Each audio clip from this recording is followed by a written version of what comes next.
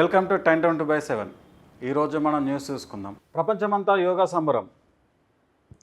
June 21 ప్రపంచ యోగా దినోత్సవంగా మనకు ఇక్కడ జరుపుకుంటున్నాము. ప్రపంచ యోగా దినోత్సవం రోజు 210 దేశాలు ఈ 2500 ప్రాంతాల్లో యోగా దినోత్సవం యోగా ఆసనాలు చేయడం జరిగింది.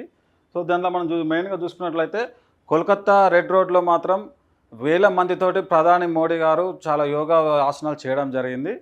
ఇక్కడ మనకు ప్రధాని గారు ఏం చెప్పారంటే శారీరక మానసిక దృఢత్వానికి యోగానే మార్గం అని వెల్లడించారు. కొంచెం మెడిటేషన్ చేసినా యోగా ఆసనాలు చేసినా కానీ మనకు ఏమవుతుందంటే కొంచెం మనకు ఎటువంటి టెన్షన్స్ ఉన్నా కానీ కొంచెం డిప్రెషన్ ఉన్నా కానీ మెడిటేషన్ చేయడం వల్ల యోగా ఆసనాలు చేయడం వల్ల బాడీ అనేది యాక్టివ్గా ఉంది. కొన్ని మనకు బ్లడ్ సర్క్యులేషన్ కానీ జరగడం, కొంచెం ఆరోగ్య సమస్యలు ఉన్నా కానీ మనకు యోగా చేయడం వల్ల ఏంటంటే కొన్ని అనేది మనకు తగ్గుతూ ఉంటాయి అన్నమాట. సో ఇది మనకు కొంచెం మైండ్ ప్రెషర్ ఉన్నా కానీ కొంతమంది ఏం చేస్తారు, ఐటీ వీళ్ళకు బిజినెస్ వాళ్ళకు మెడిటేషన్ చేయడం ఏమవుతుంది, కొంచెం మైండ్ అనేది రిలాక్స్ అవ్వడం జరుగుతుంది అన్నమాట. ఊరికే మైండ్ మీద ప్రెజర్ పెట్టడం కాకుండా కొంచెం మెడిటేషన్ చేస్తే ఏమవుతుంది, కొంచెం మైండ్ అనేది ప్రెజర్ అనేది తగ్గిపోతూ ఉంటుంది. సో దానివల్ల కొంచెం మన బాడీ ఫ్రీ అవ్వడం వల్ల కానీ ఇట్లా జరుగుతుంది అన్నమాట. 2500 ప్రాంతాలలో యోగాసనాలు స్టేస్ అనేది మనకు నిర్వహించడం జరిగింది. ఇక్కడ చూసుకున్నట్లయితే మనకు అమెరికాలోని లింకన్ మెమోరియల్, యుఎన్ఓతో పాటు Britain, Canada, Australia, China, Russia సహా దేశాలు చారిత్రాత్మక వేదికలపై వందలాది మందితో యోగాసనాలు చేయడం జరిగింది. సో ఇక్కడ మనం చూసుకున్నట్లయితే మనకు నిన్న మనం చూసుకున్నట్లయితే యోగా రోజు మనం చూసుకున్నట్లయితే హీరోయిన్స్ కానీ మనకు సెలబ్రిటీస్ కానీ మనకు హీరోస్, ఈ మన పారిశ్రామికవేత్తలు, పొలిటికల్స్ వాళ్ళు, ముఖ్యంగా బీజేపీ వాళ్ళు అనేది ప్రతి ఒక్కరు కూడా దానిలో అటెండ్ అయ్యి దాన్ని యోగాసనాలు నిర్వహించడం జరిగింది. నిన్న మీనాక్షి నటరాజన్ గారు ప్రెస్ మీట్ పెట్టడం జరిగింది. సో వాళ్ళు ఏం చెప్పారంటే బీజేపీ నా సీటు చోరీ చేసింది, ఆ పార్టీతో ఆర్ఓ కుమ్మక్కే నా నామినేషన్కు తిరస్కరించడం జరిగింది. ఆమె ఏం చెప్తున్నారంటే ఆ నామినేషన్ రోజు పోయినప్పుడు ఆమె పేరు మీద లీగల్ నోటీస్ వచ్చింది, కానీ దాని మీద ఎటువంటి ఎఫ్ఐఆర్ లేదు, ప్లస్ దానికి ఎటువంటి కేసు పెట్టి కూడా లేదు. సో అది ఎప్పుడో 2016లో జరిగినటువంటి కేసును ఇప్పుడు దాన్ని ఎఫ్ఐఆర్ లేకుండానే నాకు నామినేషన్ రిజెక్ట్ చేయడం కరెక్ట్ కాదా? జార్ఖండ్లో కూడా ఈ మన నామినేషన్ పత్రాలను సవరించుకోవడానికి 24 గంటల సమయం ఇచ్చినప్పుడు నాకెందుకు సమయం అనేది 2026 మనకు కండిషన్స్ ముందు పెట్టుకొని నాకు టైం అనేది ఇవ్వలేదు అనేది కూడా నిన్న ఆమె ప్రెస్ మీట్లో ప్రస్తావించడం జరిగింది. సో ఇది మనకు ఎట్లుందంటే బీజేపీ కార్యకర్తలు, బీజేపీ వాళ్ళు కావాల్సుకొనే నాకు ఈ నామినేషన్ తిరస్కరించడం, వాళ్ళకి ఈవో ఇక్కడ మనకు పెట్టరు ఆర్ఓ కుమ్మకి, మనకు బీజేపీ పార్టీ వాళ్ళు ఆర్ఓ తోటి కుమ్మకి వాళ్ళు కలిసి ఈ కుట్ర పన్ని మనకు ఈ నామినేషన్ తిరస్కరించిండ్రు అనేసి ఆమె నిన్న చెప్పడం జరిగింది. ఆమె తెలంగాణలో నా కోసం ఎవరు రాజ్యసభకు రాజీనామా చేయాల్సిన అవసరం లేదు, ఒకవేళ ఎవరైనా చేసినా నేను ఆ సీటును తీసుకోను, మధ్యప్రదేశ్లోనే నా రాజకీయం, నా కేసులపై ఇక్కడ కాంగ్రెస్ నేతలు లీకులు ఇచ్చారనేది పచ్చి అబద్ధం. మనం ఇంతకుముందు చూసుకున్నట్లయితే మన కాంగ్రెస్ ప్రభుత్వం వాళ్ళే ప్రస్తుతం కాంగ్రెస్లో ఉన్న కొంతమంది కావాల్సుకొని ఆమెపై మనకు ఇండైరెక్ట్గా మనకు చేసి మన నామినేషన్ రిజెక్ట్ చేయాలనేసి కూడా వాళ్ళు కొన్ని లీక్లు అనేది ఇచ్చి ఆమెను నామినేషన్ చేయకుండా చేశారని కూడా మనకు వార్తల్లో కొన్ని చూసుకున్నాం అన్నమాట. మనం సీఎం రేవంత్ రెడ్డి కూడా ఆమెకు సపోర్ట్ చేయకుండా కొంచెం ఎన్కౌంటర్ నడిపిస్తున్నారు అనేది కూడా మనకు వార్తల్లో వచ్చింది. మనం చూసుకున్నట్లయితే బీజేపీ తన మీద చేస్తున్నది తప్పుడు ప్రచారం అని కూడా ఆమె నిన్న సభలో చెప్పడం జరిగిందనమాట. మధ్యప్రదేశ్లో కాంగ్రెస్కు 62 మంది ఎమ్మెల్యేలు ఉన్నారు, రాజ్యసభ సీటు గెలవాలంటే 58 మంది ఎమ్మెల్యేలు మాత్రమే అవసరం. దీంతో అక్కడ కాంగ్రెస్ 3వ సీటు గెలుస్తుందని బీజేపీ తెలుసు, డబ్బు బెదిరింపులతో 3వ సీటును గెలుచుకోవాలని ఆ పార్టీ గుర్తించింది. నా విషయంలో బీజేపీతో ఆర్ఓలు వాళ్ళు కుమ్మక్కై నా పేరు తిరస్కరించారని ఆమె పేర్కొంది. ఆదివారం గాంధీ భవన్లో PCC chief Mahesh Goud, AICC కార్యదర్శి సచిన్ సావంత్తో కలిసి మీనాక్షి నటరాజన్ గారు మీడియా సమావేశంలో ఇవన్నీ ఆమె ఫేస్ చేసినవన్నీ మనకు ఇక్కడ మనకు మీడియా పాయింట్లో మనకు చెప్పడం జరిగింది అన్నమాట మీడియా సమావేశంలో. అట్లనే మనం చూసుకున్నట్లయితే ఆదివారం రోజు సాయంత్రం రేవంత్ రెడ్డి గారు ఢిల్లీకి ప్రయాణించడం జరిగింది. ఢిల్లీకి వెళ్ళాడు. ఎందుకు అని అంటే మెట్రో సెకండ్ ఫేజ్ గురించి, మనకు రైతుల గురించి, మన ధాన్యం కొనుగోలు గురించి కానీ, అలాగే మనకు రాయదుర్గలో మనకు ఎస్బీఐకి ఇంతకుముందు 2010లో కేటాయించిన ల్యాండ్ గురించి, ప్లస్ వాళ్ళు కొంచెం కలుసుకొని కూడా ఈ అని చేస్తున్నారు అని కీలకమైన ఆ నాయకులతోటి భేటీ కోసము భేటీ నిర్వహించడానికి మా నిన్న సీఎం గారు ఢిల్లీకి వెళ్ళడం జరిగింది. అక్కడ మనకు చూసుకుంటే యాసంగి ధాన్యం కొనుగోలు కేటాయింపు మరియు యూరియా సకాలంలో సప్లై చేయాలని ఒత్తిడి చేయడానికి ఈయన పోయి అక్కడ ఒత్తిడి చేస్తే వాళ్ళు ఆమోదిస్తే ఇక్కడ వస్తాయి మనకు. ఇక్కడ ఉన్న ఈయన చక్కగా ఉంటలేడు కానీ అక్కడ పోయి ఒత్తిడి చేస్తారట. మనకు అట్లనే మనం చూసుకున్నట్లయితే మనకు అపాయింట్మెంట్ కోసము రాహుల్ గాంధీని కూడా రిక్వెస్ట్ చేసినట్టు కూడా మనకు తెలుస్తుంది ఇక్కడ.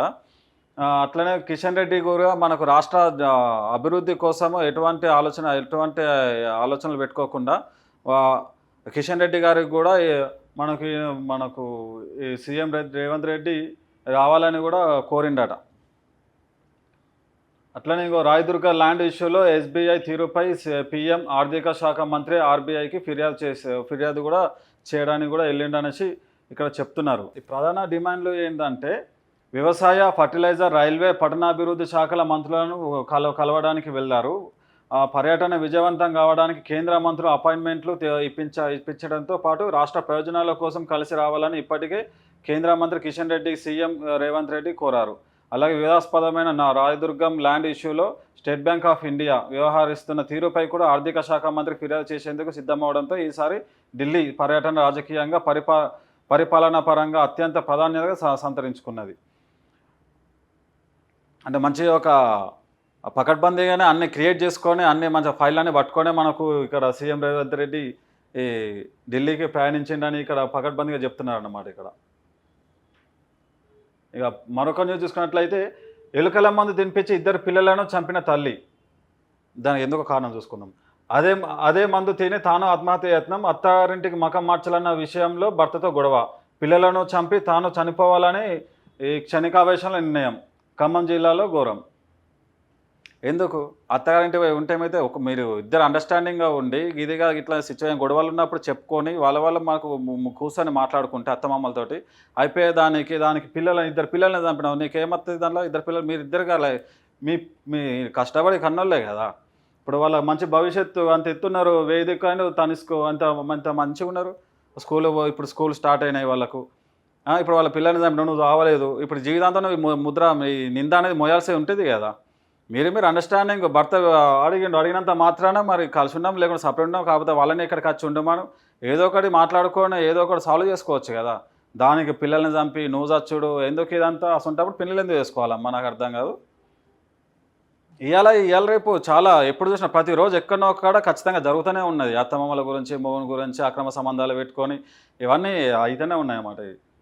సమాజం ఎడ్జలు ఎడిపోతుందో అర్థమవుతలేదు. ఇక్కడ ఇంకో న్యూస్ చూసుకున్నట్లయితే కొత్త సీఎస్ ఎవరు? రేసుల వికాస్ రాజ్, జయేష్ రంజన్. ఇక్కడ మనకు రాష్ట్ర ప్రభుత్వ ప్రధాన కార్యదర్శి 9 రోజులలో తన పదవి అనేది ముగించడం జరుగుతుంది. అతని పేరు సిఎస్ రామకృష్ణరావు. పదవి కాలం అనేది ఇంకొక 9 రోజులలో అంటే ఈయనకు మ్యాక్సిమం ఒక 10 నెలల కిందటనే ఈ పదవి కాలం అనేది అయిపోయింది. కాకపోతే ఏంటంటే మనలు సెక్రటరియట్ వాళ్ళు కొంచెం రిక్వెస్ట్ చేయడం వల్ల తను ఫస్ట్ ఒక 7 నెలలు, తర్వాత 3 నెలలు ఇట్లా కాలాన్ని మనకు ఫస్ట్ 7 నెలలు, తర్వాత 3 నెలలు ఇట్లా ఎక్స్టెండ్ చేసుకొని ఇప్పుడు ఈ 30 తారీఖు ఆయన రిటైర్డ్ అవుతాను అనమాట.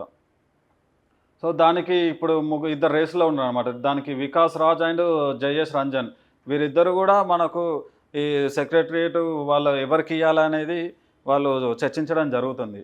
భారీ వర్షాలు, వారం రోజుల్లో భారీ వర్షాలు. హైదరాబాద్ సిటీ సహా రాష్ట్ర వ్యాప్తంగా వానలు.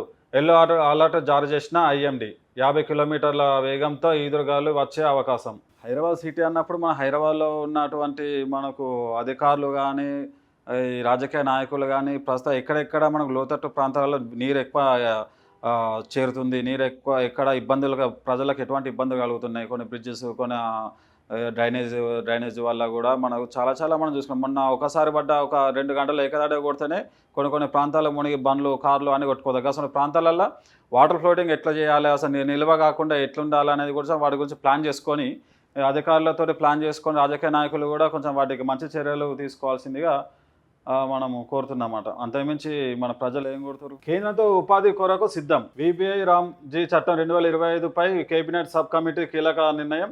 రాష్ట్రాలపై 40% ఆర్థిక భారం. మోపడంతో అన్యాయం. ఉపాధి హామీ నుంచి గాంధీజీ పేరు తొలగింపుపై నిరసన. 60 రోజుల పని విరామం ప్రాక్టికల్గా సాధ్యం కాదు. ప్రతిపక్ష పాలిత రాష్ట్రాలతో కలిసి సుప్రీంకోర్టుకు వెళ్ళే యోచన.